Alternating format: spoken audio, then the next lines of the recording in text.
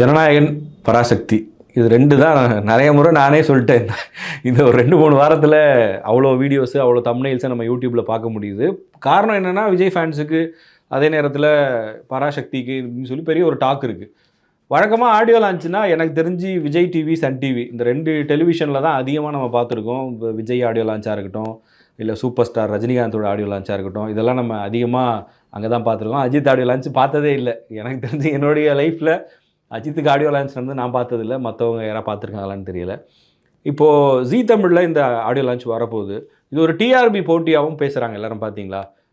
ஏன்னா அதை வந்து வெறும் அந்த டெலிவிஷனுக்கான டிஆர்பி அப்படின்றத தாண்டி பாரு விஜய்க்கு இவ்வளோ பெரிய ஒரு ஃபாலோயிங் இருக்குது, இப்போ விஜய் நியூஸை போடும்போதே அதுக்கு இவ்வளோ டிஆர்பி இருக்குது அப்படின்லாம் ஒரு டிஸ்கஷன் வந்துச்சு. நம்ம பார்த்தோம் அந்த விஜய் மக்கள் சந்திப்பு நடத்தினப்போ. அப்போ விஜயோட கடைசி படத்தோட ஆடியோ லான்ச்சு அது ஒரு டெலிவிஷனில் வரப்போகுது அப்படின்னா அதுக்கு ஒரு பெரிய எக்ஸ்பெக்டேஷன்ஸ் கண்டிப்பாக இருக்கும். இன்னொரு பக்கம் பராசக்தியோட ஆடியோ லான்ச் வந்து ஒரே நாளில் சாட்டர்டே ஆடியோ லான்ச் நடக்குது, சண்டே டிவியில் போட போகிறாங்க. ஆடியோ லான்ச்சே நடக்காமல் அதுக்கு ஒரு ப்ரொமோ ரெடி பண்ணி சன் டிவியில் போட்டதும் சோஷியல் மீடியாவில் ஒரு டாக்காக இருக்குது.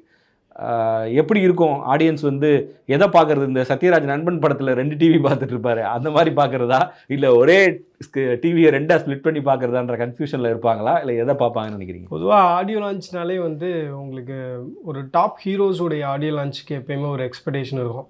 இப்போ உதாரணத்துக்கு இப்போ ரஜினி சாருடைய ஆடியோ லான்ச்சு, இல்லை வந்து விஜயுடைய ஆடியோ லான்ச், இவங்க 2 பேருடைய ஆடியோ லான்ச்சுக்குமே எப்போயுமே ஒரு ஹைப் ஒன்று நேச்சுரலாக பில்ட் ஆகும். ஏன்னா அவங்க வந்து ஒரு குட்டி ஸ்டோரி பண்ண சொல்லுவாங்க. ரஜினி சார் வந்து ஒரு 40 மினிட்ஸ் வந்து நான் ஸ்டாப்பாக பேசுவார், ரொம்ப வந்து இன்ட்ரெஸ்டிங்காக இருக்கும் அதை கேட்குறதுக்கே அப்படின்லாம் நிறையா நம்ம வந்து ஒரு ஹைப் அப்படின்றது பில்ட் ஆயிரும், நேச்சுரலாக பில்ட் ஆயிரும். அந்த ரைவல்ட்ரியும் அங்கங்கே மெயின்டைன் ஆகும் இல்லையா? ஸோ அந்த மாதிரியான விஷயங்கள். இப்போ விஜயோட ஆடியோ லான்ச்சை பொறுத்தவரையில் அவர் வந்து அரசியல் ரீதியாக ஏதாவது ஒரு டச் பண்ணி பேசுவார், ஒரு குட்டி ஸ்டோரி சொல்லுவார், அப்படின்றதெல்லாம் வந்து ஒரு சுவாரஸ்யமான விஷயங்கள். இப்போ ரீசெண்டாக பார்த்தீங்கன்னா கங்குவாவுக்கு கூட சூர்யாவுக்கு அந்த பில்டப் கொடுத்தாங்க. ஆனால் பெரிய அளவில் அது ஒர்க் அவுட் ஆகலை. நீங்கள் சொன்ன மாதிரி சன் டிவியை பொறுத்தவரையில் சன் டிவியில் ஒரு ஆடியோ லான்ச் பார்க்கும்போது அது ஒரு வேறு தனி ஃபீல் தான். உங்களுக்கு வந்து ஜீ தமிழ் வந்து நம்ம பெருசாக அதில் பார்த்ததில்லை, எந்த ஒரு ஆடியோ லான்ச்சும் கிராண்டியராக பார்த்ததில்லை. ஈவன் இந்த தளபதி கச்சேரி கூட பார்த்திங்க அப்படின்னா பெரிய அளவில் உங்களுக்கு வந்து அந்த ப்ரொமோஷன்ஸ் எல்லாம் ஒரு இனோவேட்டிவாக இருக்கா அப்படின்னு கேட்டால் அதில் ஒரு கேள்வி தான் வச்சுக்கோங்களேன். பட் ஆனால் சன் டிவியில் பார்த்தீங்க அப்படின்னா உங்களுக்கு வந்து அதோடைய சப்ஸ்கிரைபர் பேஸே வந்து உங்களுக்கு ரொம்ப பெருசு. ஜீ தமிழை வந்து கம்பேர் பண்ணும்போது சன் டிவியோடைய சப்ஸ்கிரைபர் பேஸுன்றது ரொம்ப பெருசு. உங்களுக்கு அதில் இருக்கக்கூடிய சீரியல்ஸே பார்த்திங்கன்னா இன்றைக்கி நைட் அப்லோட் பண்ணுறாங்கன்னா காலையில் பார்த்திங்கன்னா 1 மில்லியன் ப்ளஸ் போயிடும். ஸோ அந்தளவுக்கு ஒரு அந்த என்டர்டெய்னிங்கான ஆடியன்ஸை வந்து அவங்க சப்ஸ்கிரைபர்ஸாக வச்சுருக்கிறாங்க. ஸோ அதனால மேபி ஒரு சின்ன புஷ் வந்து கிடைக்கலாம் அந்த ஆடியோ லான்ச்சோடைய ஸ்பீச்சஸ்லாம் கட் பண்ணி போடும்போது. அதை தாண்டி பார்த்தீங்க அப்படின்னா விஜய்வுடைய ஆடியோ லான்ச்சான ஜனநாயகனுக்கு தான் பெரிய அளவில் ஒரு பார்வையாளர்கள் இருப்பாங்க அப்படின்னு எனக்கு தோணுது. ஏன்னா இது வந்து ஃபஸ்ட்டு விஷயம் பார்த்திங்கன்னா அவுட் சைடு இந்தியா நடந்தது. மலேசியாவில் ஒரு 6 ஹவர்ஸ் ப்ளஸ் ஃபுட்டேஜஸ் இருக்குதுன்னு சொல்கிறாங்க. அந்த 6 ஹவர்ஸான கண்டென்ட்டு அதில் இருக்கும். ஸோ இன்ட்ரெஸ்டிங்கான விஷயங்கள் நம்ம பார்த்துருக்க மாட்டோம். எல்லாம் வந்து அங்கங்கே பிட் அண்ட் பீசஸாக ஒரு நாய்ஸோடு நம்ம வந்து ஸ்பீச்சஸை கேட்டிருக்கலாம். சில பேர் வந்து அதையும் போட்டிருந்தாங்க. யூஸ்வலாக சன் டிவிலலாம் அந்த மாதிரி போட்டாங்கன்னா உடனே வந்து காப்பிரைட்ஸ் ஸ்ட்ரைக் அடிச்சிருவாங்க. ஆனால் ஜீ தமிழில் அந்த மாதிரி பெருந்தன்மையோட நடந்துக்கிட்டாங்க. யாரையும் கஷ்டப்படுத்த வேணாம், கஷ்டப்படுத்த இருக்காங்க நினைக்கிறேன். ஏன்னா விஜயோட ஸ்பீச்செல்லாம் வந்து 2-3 யூடியூப் சேனலில் நான் அதுக்கு பிறகு பார்த்தேன். ஸோ அங்கே நடந்த ரியல் மொமெண்ட்ஸ் இருக்குல்ல. இப்போ கேமரா வந்து நிறைய கேமராஸ் யூஸ் பண்ணியிருப்பாங்க. ஸோ அது எல்லாமே மொபைலில் எடுத்தது. சிம்பிளாக சொல்லணும்னா இப்போ கல்யாணத்துக்குலாம் போனோம்னா அங்கே ஃபோட்டோகிராஃபர்ஸ் ஃபோட்டோ எடுத்துகிட்டு இருப்பாங்க. கேமராமேன்ட்ட மொபைல் கொடுத்து அந்த ஃபோட்டோ எடுத்து நம்ம ஸ்டேட்டஸ் போடுறதுக்கு எடுப்போம். ஆனால் ஆல்பம் வரும்போது ஒரு கிளாரிட்டி இருக்கும்ல, கிளாரிட்டி இருக்கும். அதே மாதிரி உங்களுக்கு அந்த ஆடியன்ஸோட வைப் என்னன்னு நமக்கு யாருக்குமே தெரியாது. ஸோ அந்த வைப்பை வந்து நம்ம பார்க்க முடியும்னு நான் நினைக்கிறேன். ஏன்னா அந்த இதில் டீசரில் கூட பார்த்தீங்கன்னா ஆடியோ லான்ச் டீசரில் பார்த்தீங்கன்னா லைட்ஸ் எல்லாம் ஆன் பண்ணி ஆஃப் பண்ணி பண்ணுவாங்க, மொபைல் லைட்ஸை வச்சு. ஸோ அதெல்லாம் பார்க்கும்போது என்னடா அது கிரிக்கெட் ஸ்டேடியம் மாதிரி இருக்குது, பிகிலில் ஒரு அந்த மாதிரியான ஒரு விஷுவல்ஸ் வரும், அந்த மாதிரி இருக்கே அப்படின்னு நமக்கு தோணுது. அதெல்லாமே வந்து உங்களுக்கு க்ரீன் மேட்டில் பண்ணுறதுன்னு வச்சுக்கோங்களேன். இது ரியலாகவே அவ்வளோ பேர் கேதர் ஆகிருக்காங்க அப்படின்னா அந்த வைப்புன்றது ரொம்ப தனி இல்லையா? ஸோ அதெல்லாம் நிச்சயமாக ரசிகர்கள் எல்லாம் போய் பார்ப்பாங்க. மேபி அந்த ZEE5 வந்து சப்ஸ்கிரைப் பண்ணாதவங்களாம் சப்ஸ்கிரைப் பண்ணி பார்க்குறதுக்கான வாய்ப்பு இருக்குதுன்னு நான் நினைக்கிறேன். ஏன்னா அது வந்து 18 கோடி ரூபாய் செலவு பண்ணி பிரம்மாண்டமாக பண்ணியிருக்காங்க. இப்போ அதை வந்து ஒரு நிறுவனம் வந்து வாங்குறாங்க, அதோடைய காப்பிரைட்ஸ்லாம் வாங்குறாங்கன்னா பெரிய தொகைக்கு வாங்கியிருப்பாங்கன்னு நினைக்கிறேன். அதனால தான் ZEE5க்கு கொடுத்துருக்காங்க. இல்லைன்னா அவங்க வந்து விஜய் டிவிக்கே கொடுத்துருப்பாங்க. விஜய் டிவியில் இப்போ பேரலாக பார்த்தீங்கன்னா பிக் பாஸ் அது இதுன்னு நிறையா போயிட்டுருக்கு. அவங்களும் பிச் பண்ணியிருப்பாங்க. ஜி5 வந்து வாங்கியிருக்காங்க அப்படின்னா சேட்டலைட் ரைட்ஸோட இதையும் சேர்த்து வாங்கியிருக்காங்கன்னு நினைக்கிறேன். ஒரு பெரிய லம்சம் அமௌண்ட்டுக்கு வாங்கியிருப்பாங்க. ஸோ இதுக்கான வியூவர்ஸ் அப்படின்றது அதிகமாக இருக்கும். என்ன தான் வந்து அது Parasakthi, Sivakarthikeyan, Red Giant, Sun டிவியோட இன்வால்மெண்ட்டு என்ன தான் இருந்தாலும் ஹைப்புன்னு பார்த்தீங்கன்னா ஜனநாயகனுக்கு தான். இது வந்து சோஷியல் மீடியாவில் ஒரு பெய்டு இன்ஃப்ளூயன்ஸாக இருக்கக்கூடியவங்க வந்து பேசக்கூடிய விஷயந்தான் பராசக்தின்னு நினைக்கிறேன். ஆன் கிரவுண்டு பார்த்திங்கன்னா அந்தளவுக்கு படத்துக்கான ஒரு ஹைப் இருக்கான்னு பார்த்தா கிடையாது. அதுக்கு ஒரு சின்ன உதாரணம்னா ஒரு 3 சாங்ஸ் ரிலீஸ் ஆகிருக்கு பராசக்தியில். பெரிய அளவில் போகலையே, லெஸ் தென் 20 மில்லியன் தான் இருக்குது. ஒவ்வொரு சாங்ஸை எடுத்துக்கிட்டிங்கன்னா இப்போ 14 மில்லியன், 15 மில்லியன், 8 மில்லியன், 9 அந்த மாதிரி ரேஞ்சில் தான் இருக்குது. நீங்கள் வேறு ஜனநாயகன் பார்த்தீங்கன்னா ட்ரெண்டிங்கில் வந்து நம்பர் 1 வந்து செல்லமகளை சாங், நம்பர் 2 வந்து ஒரு பேரே வரலாறு அப்படின்ற சாங்கு. அப்புறம் வந்து அந்த தளபதி கச்சேரி நம்ம ஒரு 1 வீக் முன்னாடி பேசும்போதே 82 மில்லியன் சம்திங் நான் பார்த்தேன். ஸோ இப்போ நிச்சயமாக அது வந்து 85 மில்லியன் கிட்ட நெருங்கியிருக்கும்னு நான் நினைக்கிறேன். ஸோ அதனால் ஒரு பெரிய எக்ஸ்பெக்டேஷன்ஸ் அப்படின்றது இருக்குது. நாளைக்கு ட்ரெய்லர் வேறு லான்ச் ஆக போகுது. நீங்கள் என்ன தான் வந்து அரசியல் சம்பவங்கள் நடந்தாலும் சரி, இல்லை பராசக்தியை பற்றி பேசினாலும் சரி, அந்த ட்ரெய்லரை டீகோட் பண்ணி ஐ திங்க் அடுத்த 2-3 நாளைக்கு ஈவன் த ஆடியோ லான்ச் தாண்டி வந்து அந்த ட்ரெய்லர் பற்றியான விஷயங்கள் வந்து டீகோட் பண்ணி பேச ஆரம்பிப்பாங்க. ஆர்டிஸ்டெல்லாம் வந்து நடித்த சின்ன சின்ன ஆர்டிஸ்டெல்லாம் ஒரு பில்டப் கொடுத்து இன்டர்வியூஸ் எல்லாம் கொடுக்க ஆரம்பிப்பாங்க. அதுக்கு மத்தியில் வந்து பராசக்தினால் ஸ்டாண்ட் அவுட் பண்ண முடியுமா அப்படின்னு கேட்டால் எனக்கு டவுட்டு தான். எனக்கு இன்னொன்று என்ன தோணுச்சுன்னா, மலேசியாவில் ஆடியோ லான்ச் நடந்திருக்கு. மலேசியாவில் வேலை செய்யக்கூடிய அங்கே வேலைக்காக போயிருக்கிற தமிழர்கள் பார்த்துருப்பாங்க. அதை தாண்டி தமிழ்நாட்டிலேருந்து போனவங்கன்னு பார்த்தா எலைட்டு நண்பா நண்பீஸ் தான் போயிருப்பாங்க. விஜயோடைய மிக தீவிரமான ஃபஸ்ட் டே ஃபஸ்ட் ஷோவை கொண்டாடி தீர்க்கக்கூடிய அவருடைய லட்சக்கணக்கான ரசிகர்கள் வந்து தமிழ்நாட்டில் அவங்க போகிறதுக்கான வாய்ப்பு இருந்திருக்காது. ஸோ அவங்க எல்லாரும் வந்து டிவியில் பார்த்து தான் அந்த சந்தோஷத்தை என்ஜாய் பண்ண முடியும்னு நினைக்கிறேன், அங்கே மிஸ் பண்ணவங்கலாம். ஸோ அதனாலே அது ஒரு கிராண்டாக மாறிடும், பெரிய வியூவர்ஷிப் இருக்கும், அதிலலாம் சந்தேகமே இல்லை.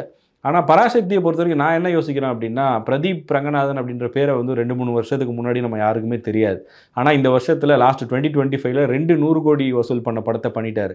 ஸோ அவர் வந்து ஒரு பெரிய சூப்பர் ஸ்டாரோ இல்லை பெரிய இமேஜ் இருக்கக்கூடிய நடிகரோ கிடையாது.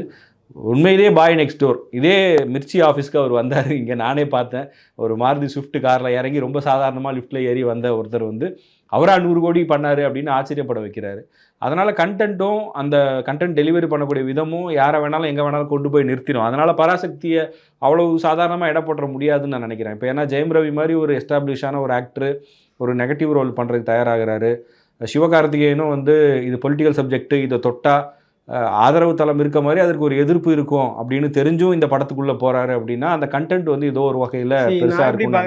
கண்டென்ட் இருக்கக்கூடிய படம் வந்து ஒரு சர்ப்ரைஸாக வரணும். அப்போ தான் வந்து ஆடியன்ஸ் அதை அக்செப்ட் பண்ணிப்பாங்கன்னு நான் நினைக்கிறேன். ஓவர் பில்டப் கொடுத்து என்ன தான் ஒரு கண்டென்ட் படத்தை எடுத்து வச்சுருந்தாலும் அந்த படம் வந்து ஆடியன்ஸுக்கு ஒர்க் அவுட் ஆகலை அப்படின்னா ஒட்டுமொத்தமாக காலியாயிரும். ஸோ அந்த மாதிரி நிறைய படங்கள் நம்ம சொல்லலாம். கண்டென்ட் உள்ள படங்கள் வந்து ப்ளசன்ட் சர்ப்ரைஸாக வந்து திடீர்னு அது திரையரங்குக்கு வரும், அது ஒரு மவுத் டாக்காக பில்ட் ஆகும், அந்த படத்தை எல்லோரும் ரசித்து கொண்டாடுவாங்க. அப்படி வந்தது தான் லவ் டுடே. ஸோ அப்படி வந்தது தான் டிராகன். ஸோ பிரதீப் ரங்கநாதனை பற்றி பேசும்பொழுது அது ஒரு டிஃப்ரெண்ட் லீக்னு வச்சுக்கோங்களேன். இப்போ இதை பார்த்தீங்க அப்படின்னா ஜெயம் ரவியுடைய நடிப்பு பற்றியோ இல்லை ஜெயம் ரவி பற்றியோ யார் பேசுகிறாங்க? இங்கே பேசக்கூடிய ஒவ்வொரு விஷயம் பார்த்தீங்கன்னா சிவகார்த்திகேயனை வந்து ஒரு பில்டப் கொடுக்குற மாதிரியான விஷயங்கள் தான் பேசுகிறாங்கன்றப்ப தான் இந்த மாதிரியான நெகட்டிவ் விமர்சனங்கள் உருவாகும். இப்போ வந்து ரஜினி ரசிகர்கள்ன்ற போர்வையில் ஜனநாயகன் படத்தை வந்து பயங்கரமாக அட்டாக் பண்ணுறத சோஷியல் மீடியாவில் பார்க்க முடியுது. கீழே எல்லாமே வந்து யார்டான்னு பார்த்தா அது வந்து வெவ்வேறு கட்சிகளை சார்ந்தவர்கள் இந்த வேலையை செய்கிறாங்க அப்படின்னு சொல்கிறாங்க.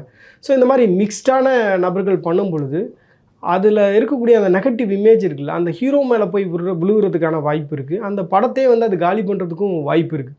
இல்லை, ஆனால் நான் வேறு விதமாக அதை பார்க்குறேன். இப்போது ஜெயிலர் வந்த டைம்லலாம் காக்கா கழுகுன்னு பேசிகிட்டு இருந்தாங்க. ரஜினியோட போட்டி போடுறார் விஜய் அப்படின்ற பேச்சு போய் சிவகார்த்திகேயன் படத்தோட சிவகார்த்திகேயன் படத்தோட விஜய்க்கு இன்றைக்கி போட்டி அப்படின்ற ஒரு நெரேட்டிவை மாற்றி விட்டுருக்காங்க. அதுவே வந்து ஜனநாயகன் படத்துக்கு எதிராக யாராவது நினைக்கிறாங்கன்னா அதுவே அவங்களுக்கு வெற்றி தானே. இப்போ நீங்கள் வந்து ரஜினி விஜய் அப்படின்னு கம்பேர் பண்ணி பேசும்போது ரஜினியை பொறுத்தவரையில் அவர் வந்து அவருடைய சக்ஸஸ் வந்து ரீச் பண்ணிட்டார். அதற்கு பிறகு வந்து பார்த்திங்க அப்படின்னா விஜய், அஜித் மாதிரியான ஹீரோக்கள் உருவாகிறாங்க. அவங்களுக்குன்னு ஒரு பெரிய ஒரு பாக்ஸ் ஆஃபீஸ் ஹிட்டை வந்து கொடுக்குறாங்க. அவங்களுடைய படம் வந்து அந்த ரஜினி படத்தை தாண்டி வந்து வெற்றி படங்களாக தொடர்ச்சியாக கன்சிஸ்டண்ட்டாக மாறி வருது. அது அவங்களுக்கான ஒரு ரிலையபிலிட்டியை வந்து கொடுக்குது.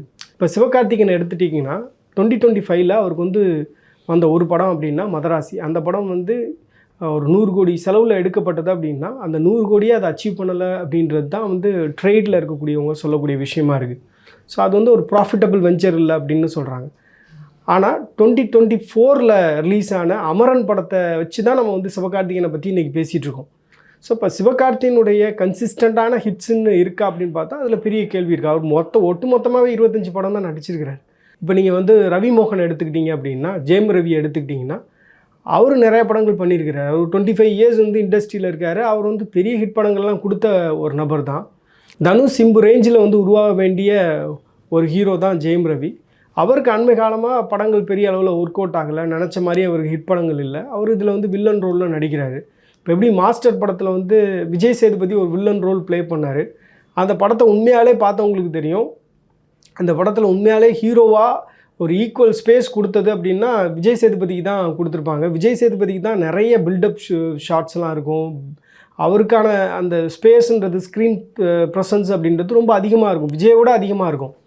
ஸோ அந்த மாதிரி இதில் இருக்க போதா அப்படின்றதையும் பார்க்க வேண்டியது இருக்குல்ல. ஸோ அந்த மாதிரி இல்லை, ஒரு வேளை வந்து அது ஆடியன்ஸோட கனெக்ட் பண்ண முடியல, சிவகார்த்திகேயன் அடிக்கிறாரு, ரவிமோகன் வாங்கிக்கிறாரு எல்லாத்தையும் அப்படின்ற மாதிரி இருந்தது அப்படின்னா மேபி ஒர்க் ஆகாமல் போகிறதுக்கான வாய்ப்பு இருக்குது. நம்ம நெகட்டிவாக பேச வேண்டிய அவசியம் இல்லை.